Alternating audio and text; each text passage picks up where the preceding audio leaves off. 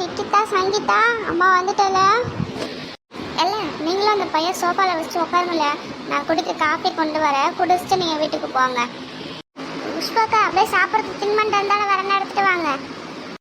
நேற்று சிவராத்திரி தான் பிள்ளைங்க எல்லாத்தையும் எடுத்துட்டு போய் சாப்பிட்டாங்க. இப்போ எல்லாம் இருக்காது. நான் காஃபி மட்டும் போட்டு கொண்டு வரல. தனம் அவனுக்கு ஓசியில் காஃபி தான் கொடுப்பாங்க, தொட்டுக்க மிச்சர் பூந்தில மாவு கொடுப்பாங்க. அப்படி இல்லை பெரிய பொண்ணு, புஷ்பாக்கா நம்ம அக்கா தானே, அவங்க நம்மளுக்கு கொடுக்காம வேறு யாருக்கு கொடுக்க போகிறாங்க? இதை சொல்லிக்கிட்டே ஊரில் எல்லாருக்கிட்டே வாங்கி சாப்பிட்டேன் தெரியும். இன்னும் அந்த புத்தி உனக்கு போகல. என்ன புகழாது பெரிய பொண்ணு. எம்மோ எம்மோ என்ன சொன்னி? நான் அடுப்பாங்கையில் இருக்கேன், என்ன சொல்லு? எம்மோ இங்கே வாமோ, சங்கீதா வந்து வயிறு வலின்னு அழுதுகிட்டே இருக்கா. சரி இது எப்பப்பா காலையில் இந்த சந்தைக்கு போய் அலைஞ்சு தெரிஞ்சு காய்கறி வாங்கிறதுக்குள்ள இப்போ காலையில் வலிச்சு போதுமா. என்ன மீனாக்கா வந்தோடனே நடுவாசலே உட்காந்துட்டீங்க? சோஃபா இருக்கலாம், இல்லை உட்கார வேண்டியது தானே? இருக்கட்டும் பெரிய பொண்ணு, நம்மளுக்கு எப்பவுமே தரையில் உட்காந்துதான் வசதியாக இருக்கும். இல்லை மீனா பெரிய பொண்ணு. சொல்லுங்க புஷ்பாக்கா. நான் உள்ள கொஞ்சம் வேலையாக இருக்கம்மா. சங்கீதா பொண்ணு அழுத்துட்டு இருக்கல, அது என்னென்ன மட்டும் போய் பார்த்துட்டு வாங்கம்மா. சரிங்க அக்கா, அதோ போய் பார்க்குறேங்க்கா. இல்லை பெரிய பொண்ணே வா, என்னென்னு போய் பார்த்துட்டு வந்துடுவோம். இவங்க எந்தாலும் போட்டோம். மதியானத்துக்கு வேறு வீட்டில் சமைக்கவும் இல்லை. பரோட்டா சால்னா சாப்பிட்லான்னு ஆசையில் வந்துட்டேன். இப்போ பரோட்டா சால்னாவும் இல்லை. என்ன பண்ணுறது? புஷ்பாக்கா என்ன செஞ்சுருப்பாங்க? அப்படியே இங்கே டீ குடிச்சிட்டு மதிய சாப்பாட்டை சாப்பிட்டு போக வேண்டியதான்.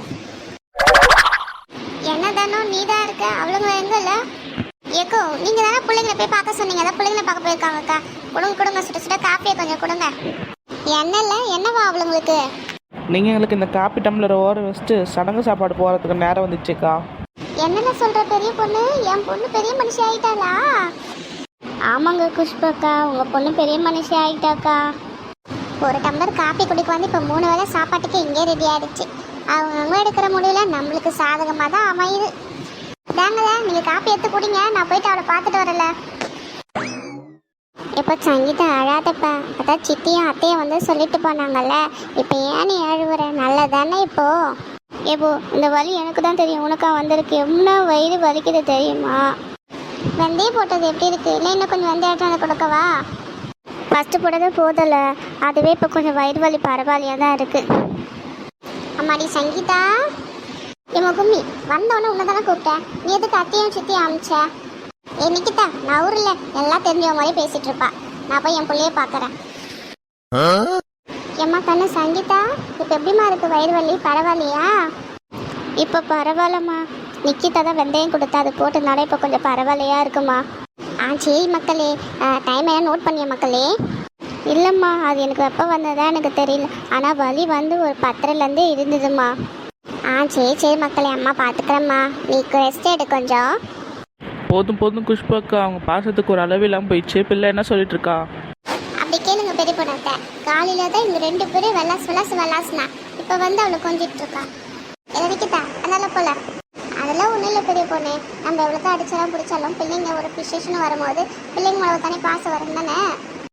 எல்லாரும் வர கேட்க ஆரம்பிச்சிட்டாங்க பெரிய பொண்ணு, என்ன பிள்ளை பெரிய மனுஷன் ஆச்சான்னு. எங்களால் எதுவும் சொல்ல முடியல. பிள்ளையும் பண்டாவப்பும் போயிட்டா. நானே கொஞ்ச நாள் கழிச்சு ஹாஸ்பிட்டல் கொடுங்கன்னு நினச்சேன். அதுக்குள்ளே பிள்ளையே வந்துட்டேன். அதில் இருக்கட்டும் புஷ்பாக்கா, பிள்ளைக்கு எப்போ சடங்கு செய்ய போகிறீங்க? அவர் வர தோட்டத்துக்கு போயிருக்காரு மீனா. அவர் கால் பண்ணி பேசணும், பேசிட்டு என்ன செய்யணும்னு பார்க்கணும். எப்படியா பண்ணுற மாதிரி தான் பண்ணணும் மீனா. இன்னைக்கு நலங்கு வச்சுட்டு ஓலையில் அவளை உட்கார வச்சுட்டு ஒரு 3 நாள் 11 நாள் கழிச்சு இந்த ஓலையை வச்சுட்டு வீட்டுக்கு போகிறனால தான் இருக்கிறேன். சரிங்கக்கா, அதே மாதிரி பண்ணிவிடுங்கக்கா. அப்போ என்னங்க புஷ்பாக்கா, மதியானத்துக்கு நைட்டுக்கு உங்கள் வீட்டில் சாப்பிடலாம்ல? சாப்பாடு செய்கிற வேலையும் மிச்சம். ஏன்டி தானோ எப்போ பார்த்தாலும் சொருன்னே இருப்பியா? சரிங்க புஷ்பாக்கா, நீங்களும் அண்ணா கிட்ட பேசிட்டு சொல்லுங்கள். எதனா கடைக்கு போனால் எதனா வாங்கணுன்னா சொல்லுங்கள். நான் கார் எடுத்துவோம், நம்ம கார்லேயே போயிட்டு கார்லேயே வந்துடலாம்க்கா.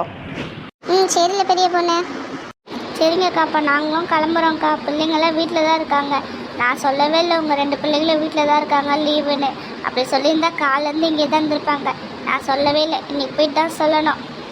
மீனா பிள்ளை இருந்தால் வீட்டுக்கு அமுச்சு விடு மீனா. அவள் தனியாக என்ன பண்ண போகிறா? இங்கே இருந்தாலும் பிள்ளைங்களாம் பேசி தான் இருக்க போகிறல. அவளே அமுச்சு விடுங்க, இருக்கட்டும் பிள்ளைங்களுக்கு தானையா. சரிங்க புஷ்பாக்கா, நான் அமுச்சு வரேங்கக்கா. சரிக்கா, நாங்கள் போயிட்டு வரோம்.